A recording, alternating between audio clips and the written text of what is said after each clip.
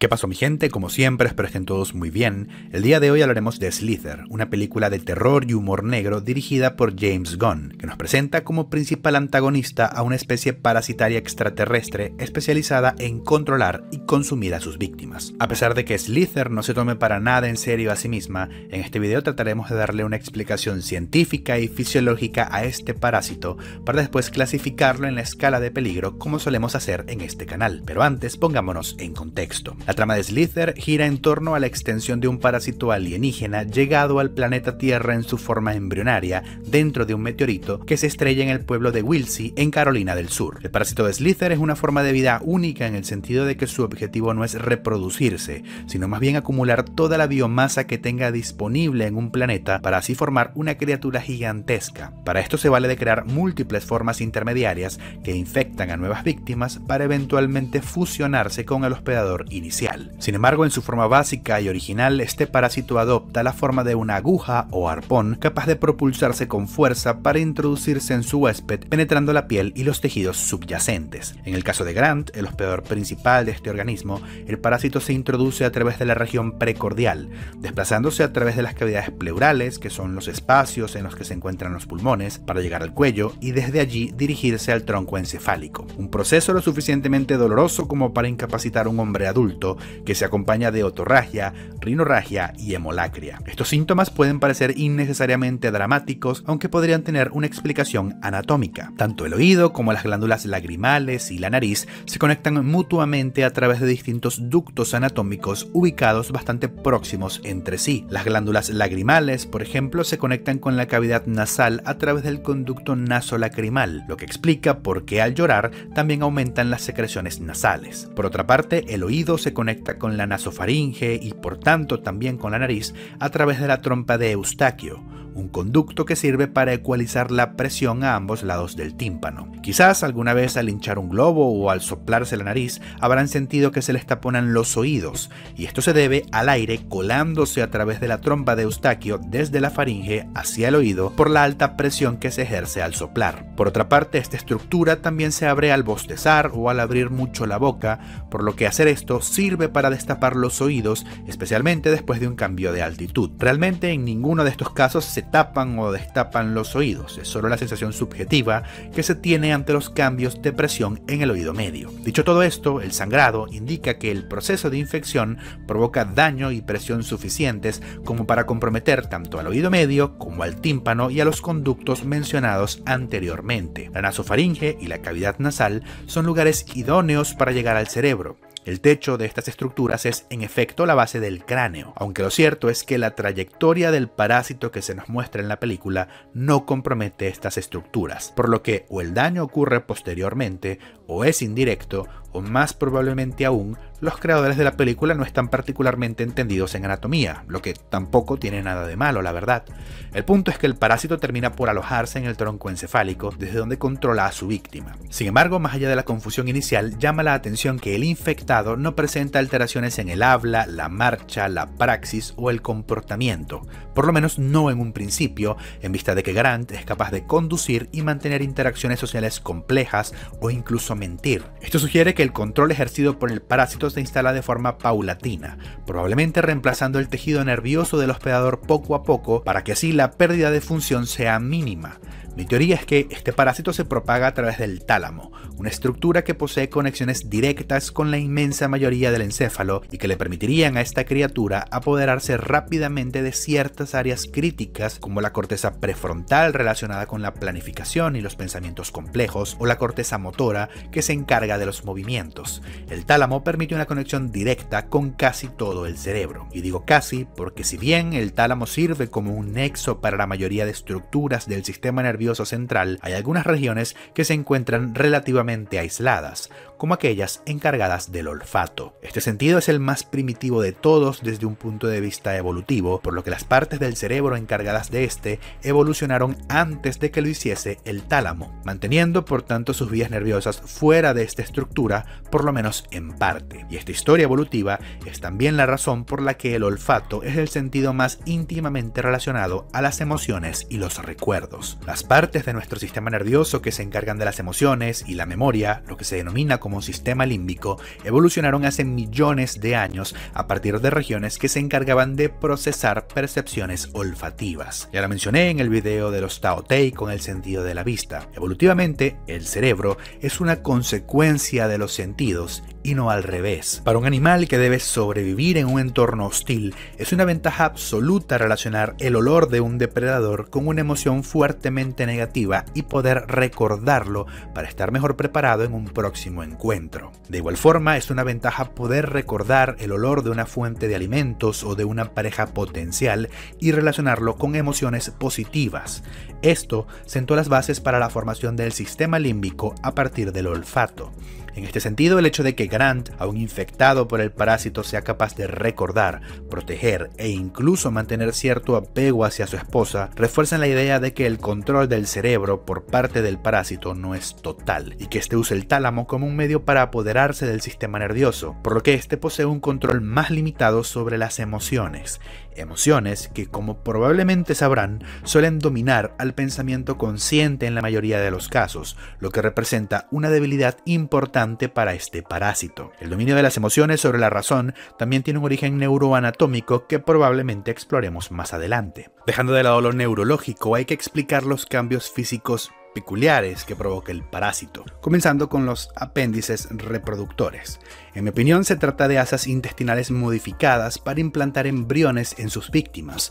Los intestinos tienen todas las características necesarias para convertirse en estas cosas. Para empezar, son órganos musculares relativamente flexibles y resistentes con una increíble capacidad para segregar sustancias. Cada día un ser humano normal produce casi 7 litros de secreciones digestivas que podrían ser modificadas y empleadas por el parásito con el fin de reproducirse. Además, este es un tejido que se encuentra en constante división y reemplazo, lo que también es una característica bastante útil si el objetivo es producir la mayor cantidad de crías posibles. Por otra parte, el hecho de que se necesite la intervención de ambos apéndices sugiere que esta criatura es hermafrodita y que mientras uno porta los gametos masculinos, el otro lleva a los femeninos para ser fecundados en el interior de sus víctimas, con toda seguridad dentro de sus sistemas digestivos, donde los embriones pueden crecer y alimentarse. Por otra parte, a medida que pasa el tiempo, tanto el hospedador principal como los secundarios comienzan a sufrir de alteraciones cutáneas, un exantema o sarpullido que refleja una reacción inflamatoria,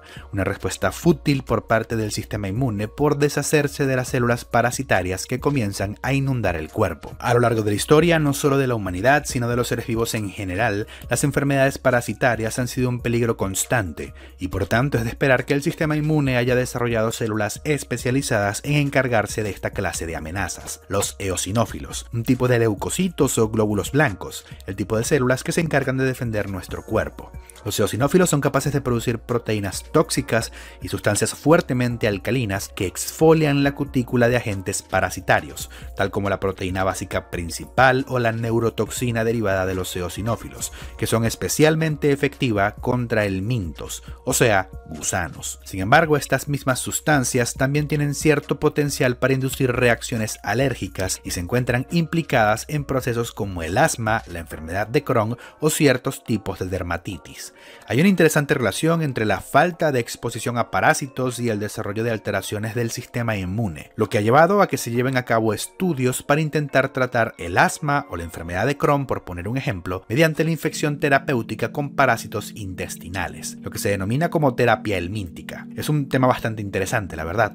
Así que una respuesta defensiva por parte de los eosinófilos ante la invasión de este parásito podría explicar las alteraciones cutáneas en el huésped, tanto directamente si hay células parasitarias en la piel, como indirectamente a través de reacciones alérgicas o mejor dicho de hipersensibilidad. Sin embargo, en el huésped principal las alteraciones más evidentes son las musculoesqueléticas. Los huesos y los cartílagos comienzan a ser reemplazados por tejido muscular flexible. Este cambio tan radical en la composición de los tejidos requeriría de la intervención de una amplia variedad de células y sustancias de señalización. El tejido óseo tendría que ser reabsorbido por los osteoclastos, un tipo de células emparentadas de hecho con los macrófagos y otras células del sistema inmune que en lugar de comer bacterias, comen hueso.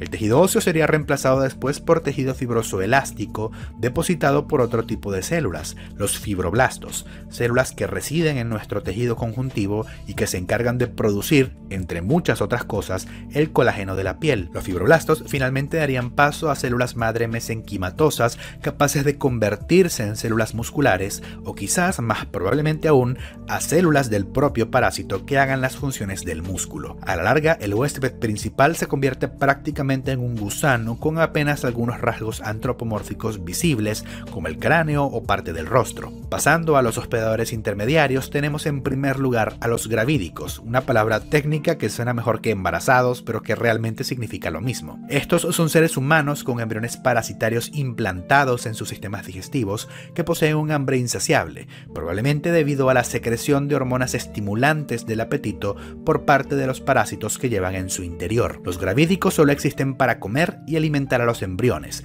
creciendo mucho más allá de lo humanamente posible hasta que finalmente estallan, liberando a las formas de vida parasitarias que portan en su interior, gusanos capaces de tomar rápidamente el control de sus víctimas.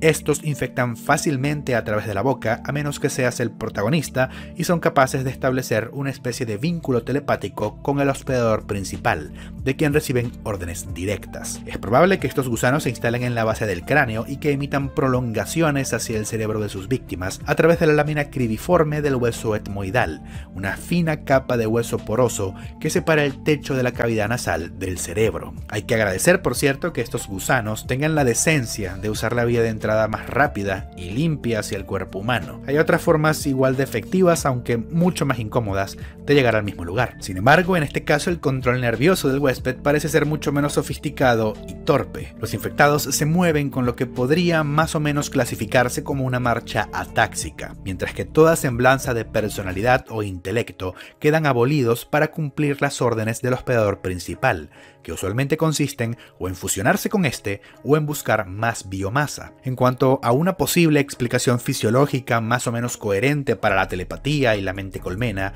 creo que mejor me la guardo para un próximo video. Sin embargo, es un hecho que estas criaturas forman una conciencia continua que se remonta probablemente a millones de años en el pasado y quizás a una cantidad similar de planetas. Es difícil saber cómo este parásito consigue propagarse a través del espacio, pero podemos teorizar que a medida que toda la biomasa de todo el planeta se une con el hospedador principal, se crea un organismo lo suficientemente grande y masivo como para propulsar uno o varios cuerpos rocosos cargados con huevos desde la superficie a través de la atmósfera y hacia el espacio. En cuanto a qué tan peligroso podría llegar a ser este organismo en la escala que usamos en este canal, en mi opinión, no sería un reto demasiado grande para la humanidad sobrevivir a algo así. El parásito de Slither, por una parte, no tiene un control total sobre su hospedador principal, dejándose llevar por las emociones y recuerdos de su víctima, mientras que los hospedadores secundarios son torpes. Los gusanos, a pesar de ser potencialmente muy peligrosos y fáciles de diseminar, son directamente dependientes de una inteligencia central que honestamente parece bastante sencilla de eliminar,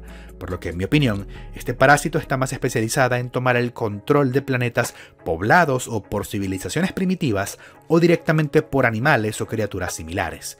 Una civilización con capacidad de explotar cosas desde literalmente miles de kilómetros de distancia no debería tener problemas para lidiar con una amenaza de este tipo, aunque esto probablemente significaría el sacrificar unos cuantos pueblos o ciudades. Por lo que, aunque no se puede subestimar la estupidez humana, por lo que podemos ver en la película, le doy a este parásito un 6 sobre 10, destrucción local. En fin, espero que les haya gustado este video, señores, y disculpen que haya estado un poco alejado de YouTube. Estaba migrando a una nueva PC y eso me hizo perder algo de tiempo. Muchas gracias a quienes llegaron hasta aquí, especialmente a mis Patreons. Yo me despido, mi gente, y nos vemos en el siguiente video.